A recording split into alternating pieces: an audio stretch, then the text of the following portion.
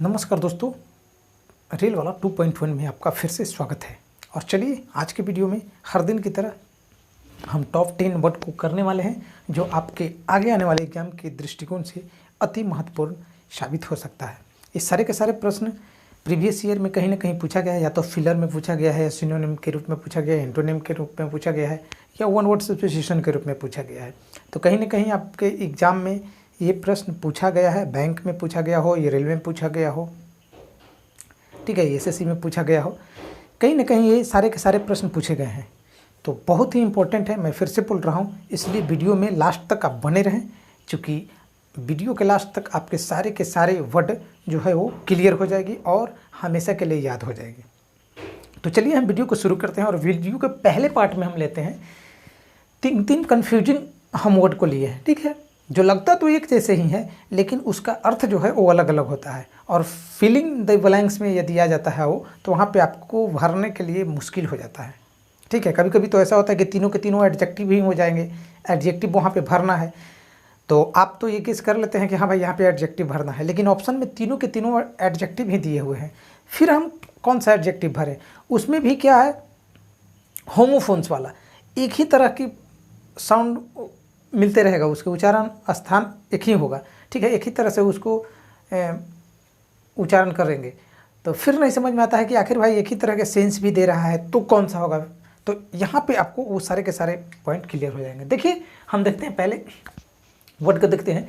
पहले फेज में मैंने लिया है क्या, सेंसरी, ठीक है, सेंसरी है, सेंसुअल है और सेंसुअस है, ठीक है। क्या क्या है आपका, सेंसरी है, सेंसुअल है और सेंसुअस है, सेंसुअल और सेंसुअस है।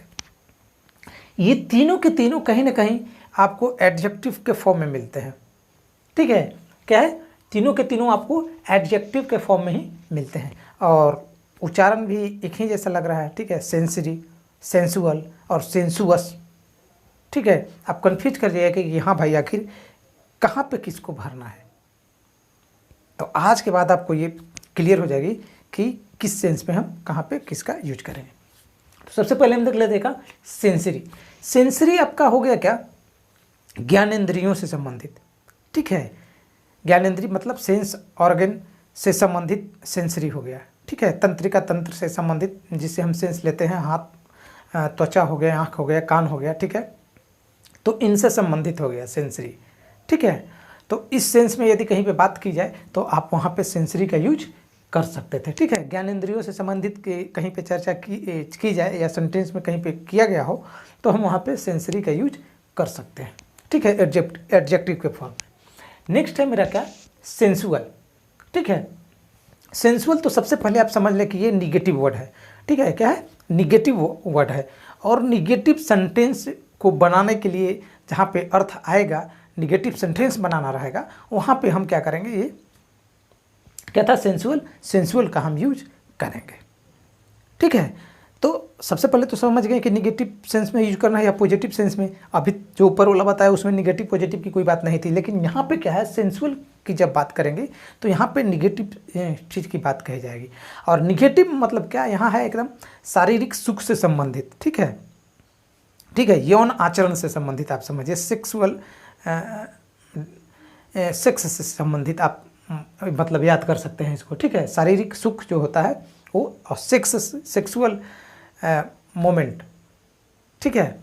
तो आप समझ गए होंगे, ठीक है। तो सेंसुअल को हम निगेटिव सेंस में यूज करेंगे और शारीरिक सुख, और शारीरिक सुख में क्या है, सेक्स से संबंधित शारीरिक सुख की अगर बात की जाए, कहीं पे चर्चा की जाए, तो वहाँ पे हम सेंसुअल का यूज करेंगे एडजेक्टिव के तौर पे, ठीक है। फिर मेरा क्या है, नेक्स्ट है सेंसुअस है, ठीक है।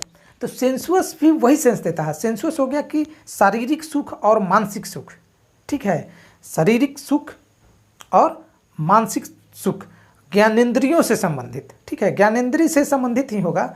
शारीरिक सुख भी हो सकता है और मानसिक सुख भी हो सकता है, दोनों तरह से होगा। और जिसमें रिलेशन किसका रहेगा, ज्ञानेंद्रिय का रहेगा, आँख, नाक, ठीक है, त्वचा, इसका रिलेटेड रहेगा। तो हम यहाँ पे सेंसुअस का यूज करेंगे। तो आपको शायद क्लियर हो गया होगा, तीनों के तीनों एडजेक्टिव है, आप ध्यान में रखेंगे, ठीक है। और तीनों में डिफरेंट आपको थोड़ा सा पता चल गया होगा, ठीक है। ज्ञानेंद्री से मतलब कुछ भी मन की शांति मिलने वाला भी काम कर सकते हैं और आपको शरीर को सुखी प्रदान करने वाला भी काम कर सकते हैं। ठीक है, जैसे सुखी प्रदान करने का मतलब क्या हो गया, मेरे को गर्मी लग रहा है, ठीक है, बॉडी में थोड़ा सा ठंडापन को पानी वाले बर्फ को टच किए, ठीक है, तो ये शारीरिक सुख ये भी हुआ कि शरीर को मेरे को ठंडा हुआ। ठीक है, तो इस सेंस में हम सेंसुअस को यूज करेंगे। ठीक है, लेकिन सेंसुअल का यूज हम केवल शारीरिक सुख से संबंधित और वो सेक्स से संबंधित की बात करेंगे। ठीक है, यौन से तो क्लियर हो गया होगा। बाकी सेंसरी हो गया, तो सेंसरी हो गया ज्ञानेंद्रियों से कुछ भी संबंधित। ठीक है, ज्ञानेंद्रिय से ही संबंधित रहेगा कुछ भी, तो उसको हम सेंसरी से यूज कर सकते हैं। ठीक है, related to sense organs, sensory. Clear है, तो तीनों ये आपका क्लियर हो गया होगा। नेक्स्ट हम देखते हैं क्या, नेक्स्ट हम फिर चलते हैं एक फ्रेजल वर्ब है। ठीक है, फ्रेजल वर्ब है। फ्रेजल वर्ब भी कहीं ना कहीं फिलर में पूछ देता है और आपको भरने में वहाँ कन्फ्यूजन होता है, तो यहाँ पर भी हम थोड़ा डिफरेंट टाइप्स के फ्रेजल वर्ब को लिए हैं। देखिए क्या क्या है। मेरा पहला है क्या, कट आउट। ठीक है, कट आउट, कट अप और कट इन। ठीक है कट सिंपल सी भाषा। ठीक है, फ्रेजल वर्ब में क्या होता है कि आपको लोकल जो रेगुलर वर्ड यूजेज है वो करता है, जैसे पुट का दे देगा, कट का देगा। ठीक है, तो इस तरह से छोटा छोटा देता है और उसके साथ ही प्रीपोजिशन लगा देता है।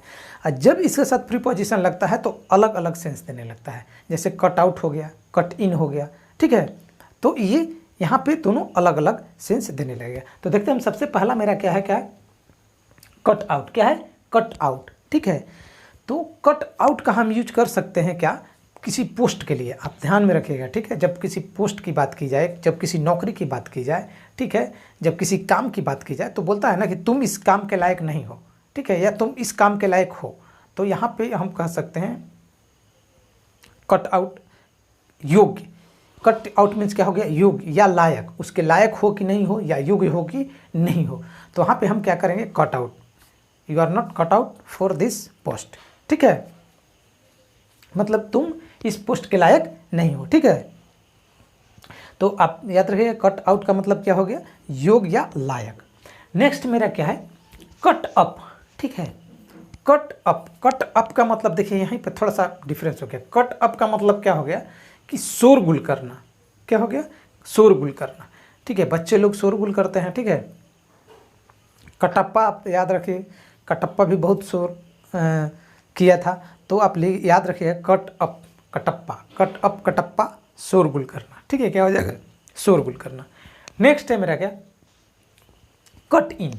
बहुत बार एग्जाम में पूछा गया है, एसएससी में हमें भी मिला है ये वर्ड। ठीक है, कट इन, और बहुत डिफरेंट, एक बिल्कुल अलग सा मीनिंग है इसका।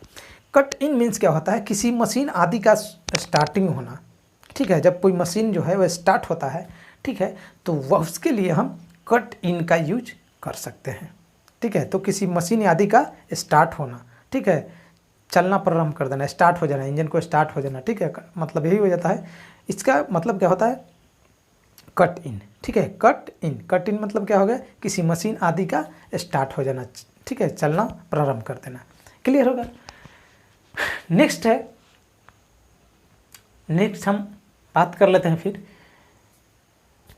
नेक्स्ट है मेरा क्या, कार्व फॉर। ठीक है, क्या है, crave for, sorry, crave for.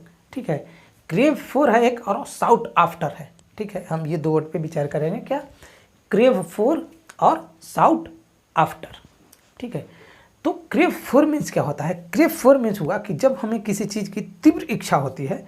ठीक है, तीव्र इच्छा मतलब क्या, बहुत ज़्यादा इच्छा हो गई। मान लिया किसी को शराब पीने का सिक लग गया। ठीक है, सिगरेट पीने का सिक लगा हुआ है। ठीक है, तो उसको क्या होता है कि अचानक बहुत तीव्र इच्छा होता है करने का।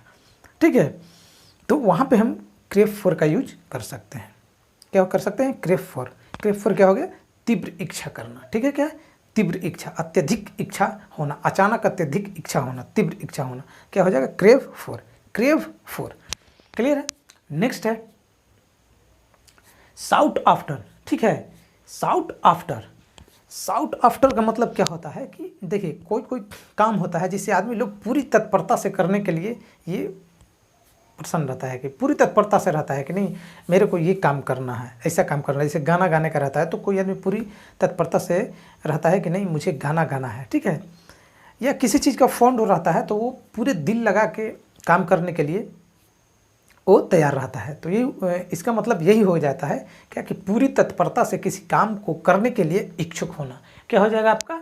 साउट आफ्टर, ठीक है। नेक्स्ट में रहा क्या?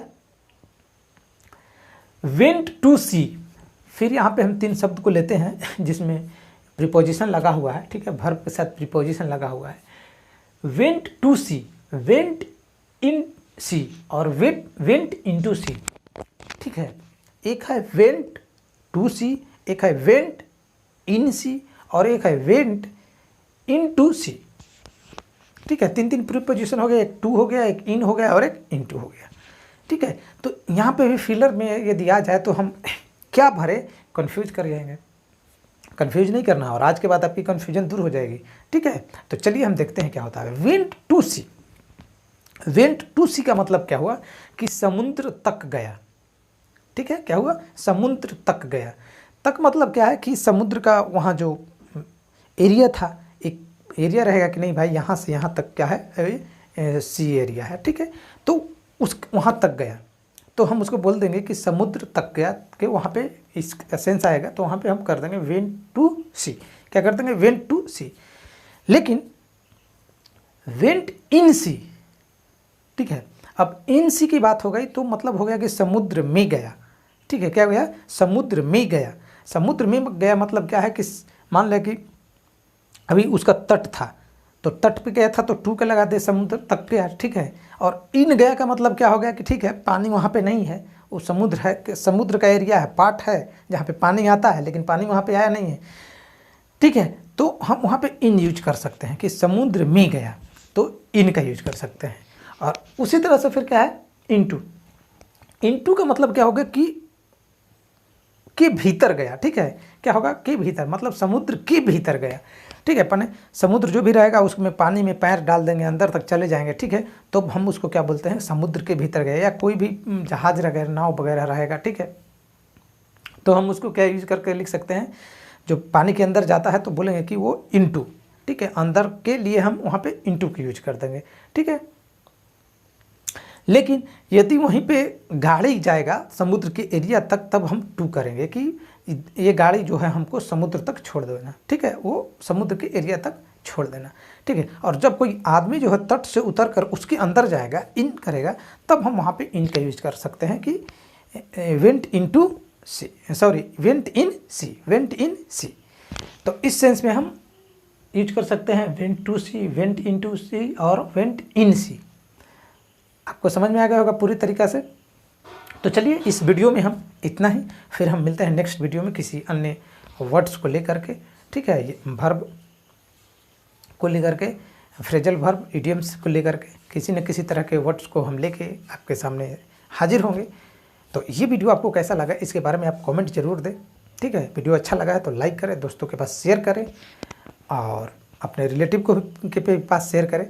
आप तैयारी कर भी रहे हैं, पढ़ रहे हैं या नहीं पढ़ रहे हैं, फिर भी आपको ये सारे वर्ड जानना ज़रूरी है, क्योंकि अभी अंग्रेज़ी के ज़माने आ गए हैं और अंग्रेज़ी हर किसी को आनी चाहिए और आपको भी आनी चाहिए, आपको रिलेटिव वाले को भी आनी चाहिए। तो आप इस वीडियो को ज़्यादा से ज़्यादा शेयर करें ताकि उन लोग भी इस चीज़ के बारे में समझें और एक अच्छी नॉलेज उनके हो जाए ताकि किसी को बता सके। तो चलिए इस वीडियो में इतना ही, फिर मिलते हैं नेक्स्ट वीडियो में। तब तक के लिए वीडियो में बने रहने के लिए लास्ट तक धन्यवाद है आपका।